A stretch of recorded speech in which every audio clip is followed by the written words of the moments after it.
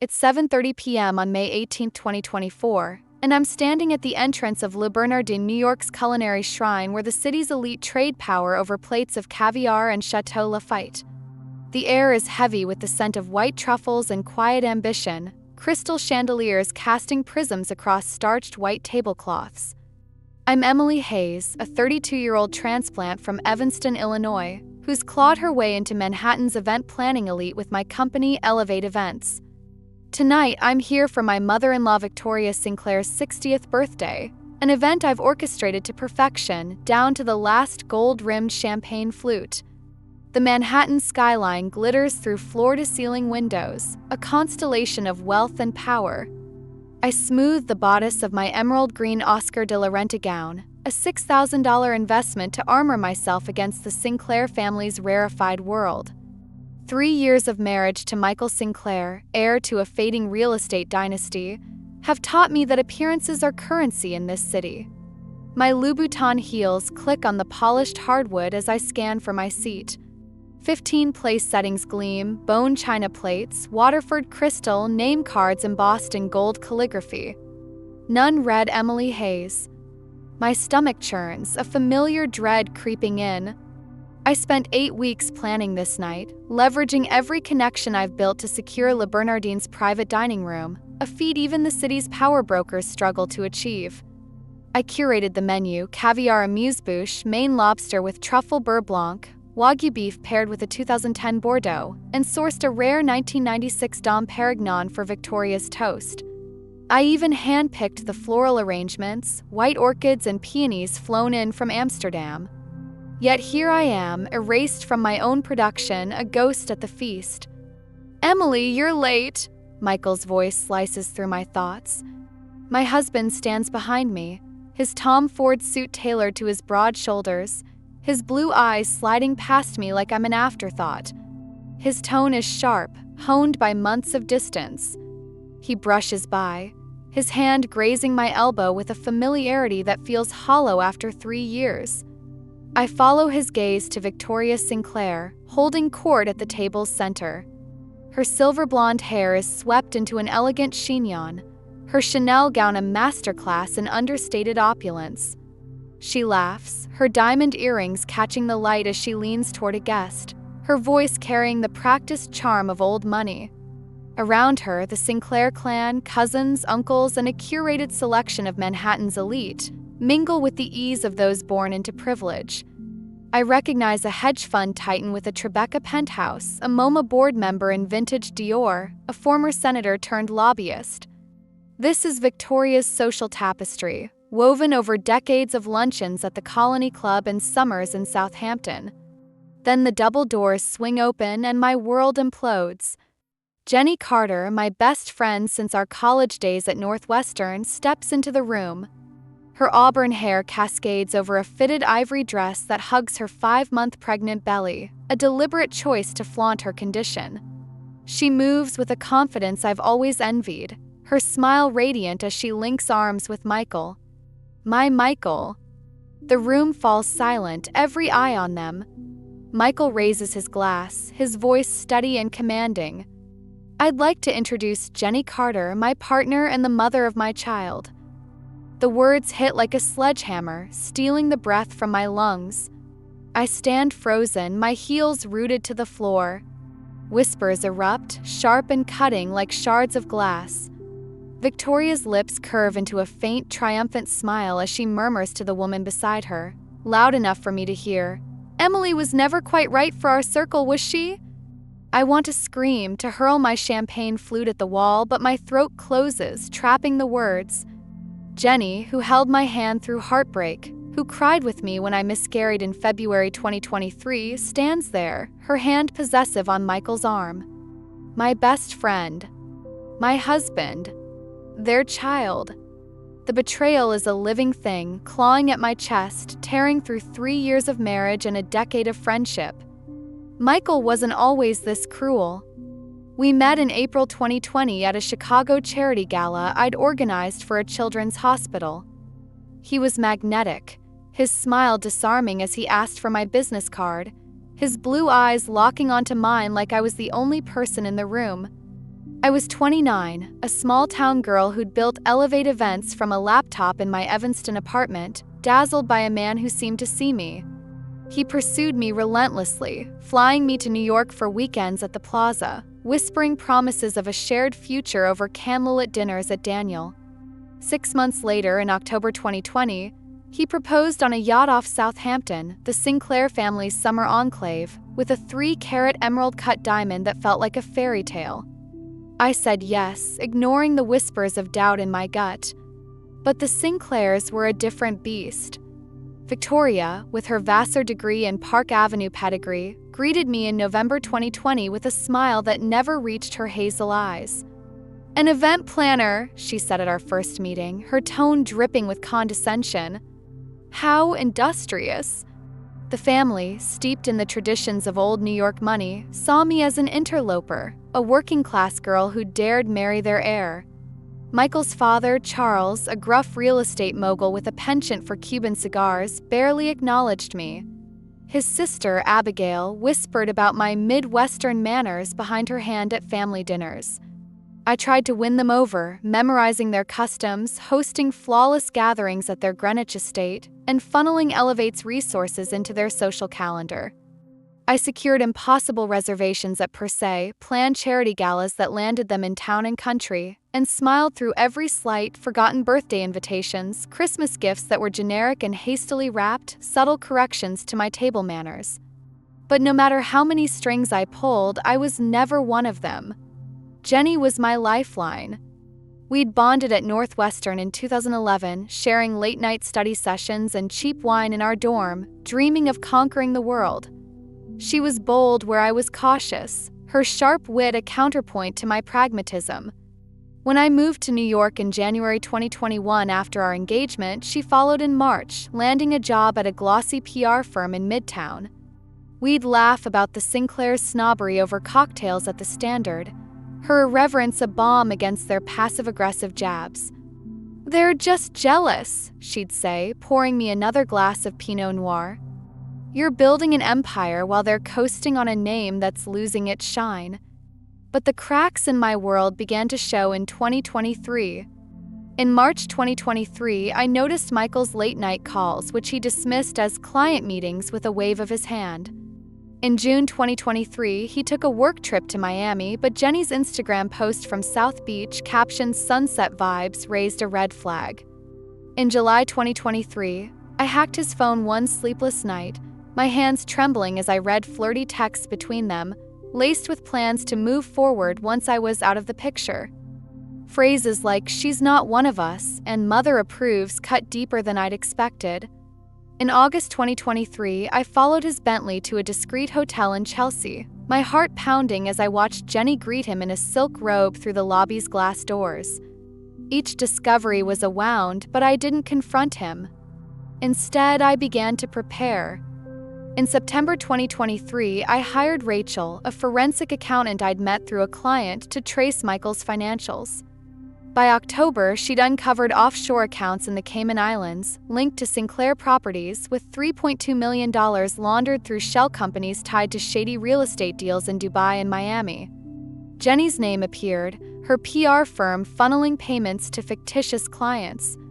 In November 2023, I enlisted Nate, a hacker who'd helped recover a client's stolen data, to access the Sinclair family's private server. Emails between Victoria and Michael, dating back to January 2023, revealed her orchestration of the affair. "Jenie's a better fit for our legacy," she wrote in a February 2023 message. "Her child will secure our future." In December 2023, a leaked email confirmed Jenie's pregnancy, the final piece of their plan to erase me. Tonight's announcement at Bernardin was their endgame, a public humiliation choreographed to cast me out. But I'm not the naive girl from Evanston anymore. I'm Emily Hayes, who turned Elevate events into a powerhouse, booking royal weddings and gubernatorial balls while the Sinclairs cling to a legacy built on smoke and mirrors. They've underestimated me, and they're about to learn what happens when you cross a woman who's been sharpening her claws for a year. It's 8:15 p.m., May 18, 2024, and I'm standing outside Le Bernardin, the cool night air a stark contrast to the fire raging inside me. Michael's words, Jenie's smug smile, Victoria's whispered jab, they've ignited a resolve I've been nurturing since July 2023. They think they can humiliate me, but I've been preparing for this moment. I slip into the shadows across the street, my phone already in hand, and text Nate, my tech guy. Go! Nate, briefed last week after I finalized my plan, is ready. He's hacked into Le Bernardin's reservation system and vendor communication channels, a task he started preparing in April 2024 when I sensed the Sinclairs were building to something big. I call the caterer, Marco, a friend from my early days in the industry who owes me for a last-minute save at a Vogue event. Marco, it's Emily. The Sinclairs haven't paid their invoices. Pull your team out now. His voice is steady. You've always been straight with me, Em. We're gone. I call the lighting crew, owed a favor from a Met Gala job in 2023. Financial issues, I say. Shut it down. They comply without question. The string quartet, booked through a Juilliard contact, apologizes as they cancel, citing my instructions. By 8:45 p.m., as the Sinclairs sip their Krug champagne, their perfect evening is unraveling. I watch through the restaurant's windows, hidden in the shadow of a limestone building. The lights flicker, then die, plunging the dining room into darkness. Waiters scramble, their trays empty as the kitchen halts service. Quartet packs up, their violins silent, replaced by confused murmurs. Victoria's face, usually a mask of composure, contorts with rage as she barks at the manager, her voice carrying through the open doors. This is unacceptable. Michael's phone is glued to his ear, no doubt trying to reach me, his face pale under the dim emergency lighting. Jenie clings to his arm, her confidence crumbling as guests begin to whisper, their faces illuminated by phone screens. I open X on my phone, where an anonymous account I created in March 2024 is already trending. Photos of Michael and Jenie at the Chelsea Hotel, taken during my August 2023 surveillance, flash across the platform. Screenshots of their flirty texts from July 2023, laced with phrases like, "She'll be gone soon," spread like wildfire. Cryptic posts hint at Sinclair family secrets, including a teaser about offshore accounts that Rachel helped me craft. Hashtags like #Sinclair scandal and #Le Bernardin fiasco gain traction, fueled by New York's gossip-hungry elite. Inside, guests check their phones, their murmurs turning to gasps. A society matron I recognize from the Fricks board slips out, her face pinched with disdain, her Hermes bag clutched tightly. Victoria storms onto the sidewalk, her mink stole slipping off her shoulder. "This is a disgrace," she shouts to no one in particular, her composure shattered. Michael follows, his face flushed with panic as he dials furiously, his voice cracking as he leaves me a voicemail I'll never answer. Jenie trails behind, her hand on her belly, looking smaller than I've ever seen her, her radiance dimmed by the weight of public scrutiny. The guests, sensing a social catastrophe, begin to leave, their murmurs of disdain echoing in the night air like a funeral dirge for the Sinclair name. I turn away, a quiet satisfaction settling over me. The Sinclairs wanted a spectacle, and I've given them one, not of their triumph, but of their downfall. Phase 1 is complete, executed in real time right under their noses. But I'm not done. Not by a long shot. It's 9 a.m. on May 19, 2024, and I'm at Elevate Soho office, a sleek loft with exposed brick and views of Mercer Street's bustling energy. My team bustles around me, unaware of the storm I unleashed last night. Lila, my assistant, a whip-smart NYU grad with a knack for reading my moods, places a double espresso on my desk. "Rough night, boss?" she asks, her eyes narrowing. "Something like that," I say, forcing a smile. But it's about to get better. I open my laptop, diving into the evidence I've been compiling since September 2023. Rachel's financial reports detail $3.2 million in laundered funds through Michael's offshore accounts, with Jenie's PR firm as a conduit. Nate's hacked emails, pulled from the Sinclair server in November 2023, show Victoria's orchestration of the affair starting in January 2023. A recorded call from March 2023, captured by Nate's software, has Jenie saying, "Emily's too humiliated to fight. She's not one of us." Victoria's emails from February 2023 urge Michael to secure the family's future with Jenie's child, confirmed pregnant in December 2023. These aren't just betrayals, they're a calculated campaign to erase me. My phone buzzes with a voicemail from Michael, left at 9:02 p.m. last night as the party collapsed. "Emily, what the hell are you doing? You're ruining everything. Call me back. We can fix this."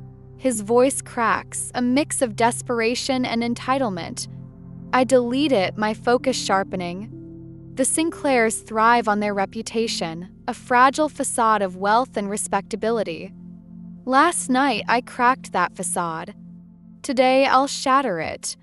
10:30 a.m., I call my contacts at the Carlisle, the Met Gala Committee, and a dozen other venues, canceling the Sinclairs' upcoming social bookings.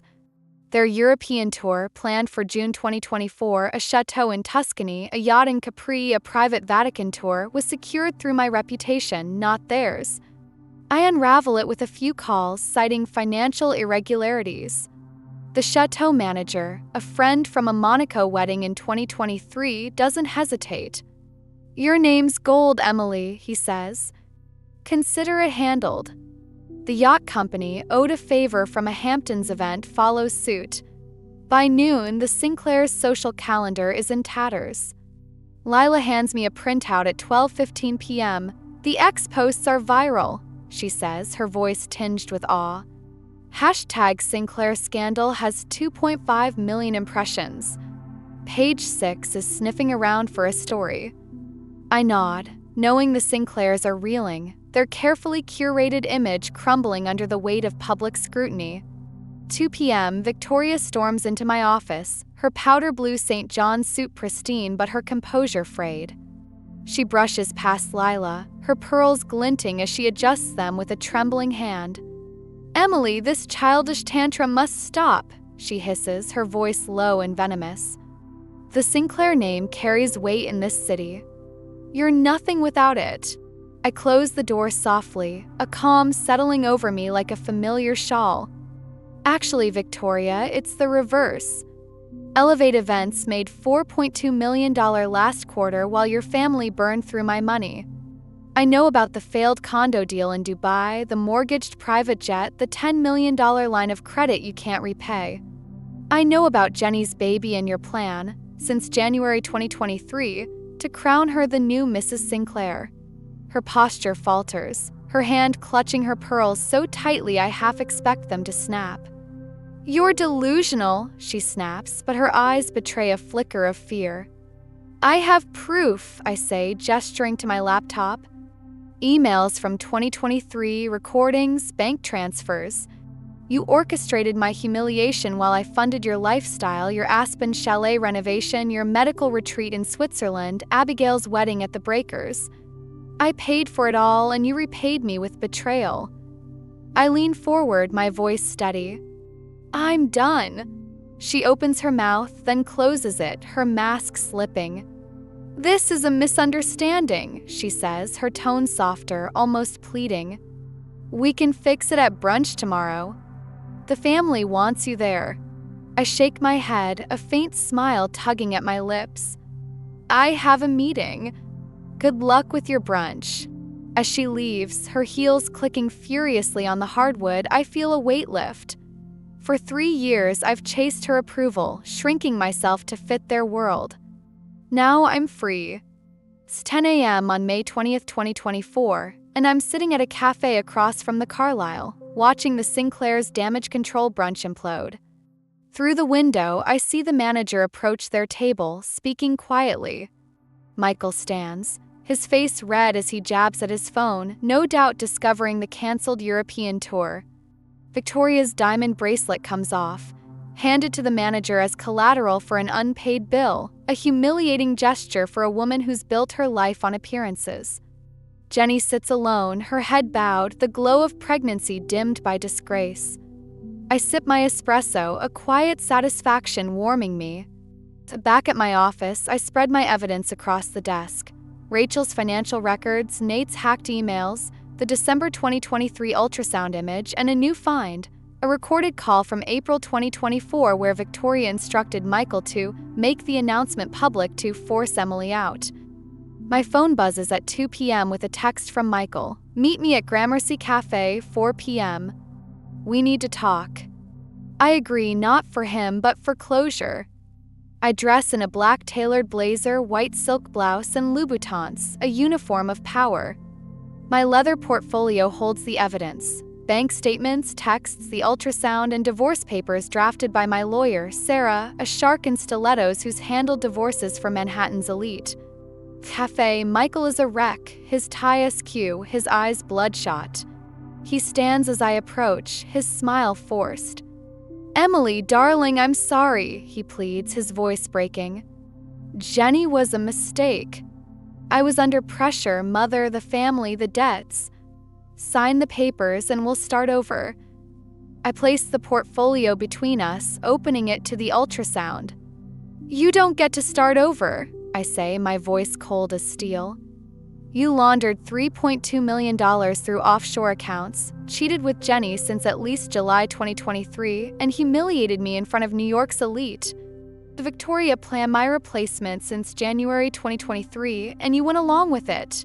I slide the divorce papers toward him. "Sign, or this goes to the FBI and every news outlet in the city." His hands tremble as he scans the documents, his Adam's apple bobbing. He signs, not meeting my eyes. As I walk away, I hear him call Jenie, his voice low but carrying. "She knows everything. Mother's plan failed." I pause across the street, watching them argue outside a nearby boutique. Jenie's copper hair catches the sunlight as she gestures frantically. "You said she'd never find out," she hisses, her voice cracking. "I know what I said," Michael snaps. "Mother will figure something out." I slip around the corner, leaning against a cool stone wall. My phone buzzes, Victoria. I answer, my voice steady. "Hello, Victoria." "Emily, darling," she coos, her tone dripping with false warmth. "That dreadful business at Bernardin was a misunderstanding. We've planned a special family brunch tomorrow. Everyone's looking forward to seeing you." I smile, though she can't see it. "Of course, Victoria. I wouldn't miss it." I hang up, knowing I'll never show. Their tactics haven't changed, only their desperation. It's November 2024, and I'm standing in my new office, a sleek space in Tribeca with floor-to-ceiling windows overlooking the Hudson. Elevate Events is thriving, booking a Belgian princess's wedding and the New York governor's inaugural ball. My team, Lila, Nate, and a dozen others, has become my family, their loyalty a stark contrast to the Sinclair's betrayal. The Sinclairs themselves are a footnote, their name tarnished by whispers of scandal. Michael and Jenie married in September 2024, a quiet courthouse ceremony that barely made the society pages, their social capital spent. Victoria has retreated to her Hamptons estate, shunned by the elite she courted for decades, her invitations to charity galas quietly rescinded. I drive to Connecticut that weekend, to my parents' modest split level in New Canaan, where Mom's rose garden blooms with late fall resilience and Dad's corny jokes fill the air over a Sunday roast. Their dining table, scratched from years of family meals and homework sessions, welcomes me home. "We're proud of you, kid," Dad says, squeezing my hand across the table. "Not for the fancy clients or the Vogue spread, but for finding your way back to yourself." Mom passes the mashed potatoes, her eyes soft. "The Wilsons next door saw your feature in Town and Country. They're telling everyone you're their hometown hero." I smile, the warmth of their love grounding me. These people, who taught me my worth had nothing to do with a last name or social standing, watched me erase myself trying to earn the Sinclair's approval. Dr. Shelton, my therapist, says I was trying to solve a problem that wasn't mine, I tell them, referencing the woman who's helped me unpack the past 6 months. Some people won't make room for you no matter how small you make yourself. The following week, I gather my team at a rooftop bar in Chelsea, the city's skyline twinkling below as we celebrate signing the governor's inaugural ball. 15 faces glow in the sunset light, their laughter free from the calculation I endured with the Sinclairs. Lila raises her glass, her red curls catching the breeze. To Emily, who taught us to stand our ground and build our own tables. Across the table, I catch the eye of Zoe, our newest hire. 24, she reminds me of myself, brilliant, eager, and healing from a relationship where she was constantly diminished. Sometimes, I tell her quietly as the others chat, the chair not being there is the best thing that can happen. It forces you to build something better. In December 2024, I stand on the terrace of a rented villa on the Amalfi Coast, the Mediterranean stretching before me like a canvas of possibility. My phone chimes with 2 notifications. The divorce is final, and a news alert about Michael and Jenie's wedding, overshadowed by a fraud investigation into Sinclair properties that Rachel's evidence helped spark. I feel no sting, only peace, the kind that comes from reclaiming your own story. My team joins me that evening, laptops and sample books scattered across the terrace table as we plan a Viscount's anniversary gala. Crystal glasses catch the golden Italian sunset as we work and laugh, the air filled with the scent of jasmine and sea salt. I take my seat at the head of the table, raising my glass. To tables worth sitting at, I say, and to choosing who gets a seat. Their faces shine with something the Sinclairs never understood. Genuine connection built on respect, not inheritance. This is my family, my legacy, forged in the crucible of betrayal and triumph. The Sinclairs had their world, a fragile house of cards that collapsed under the weight of their own deceit. I've built mine, brick by brick, and it's brighter, stronger, and more enduring than they could ever imagine. As the sun dips below the horizon, painting the sky in shades of coral and gold, I whisper to myself, some tables aren't worth sitting at. New York, with its glittering promises and brutal truths, taught me that. And I'll never forget it.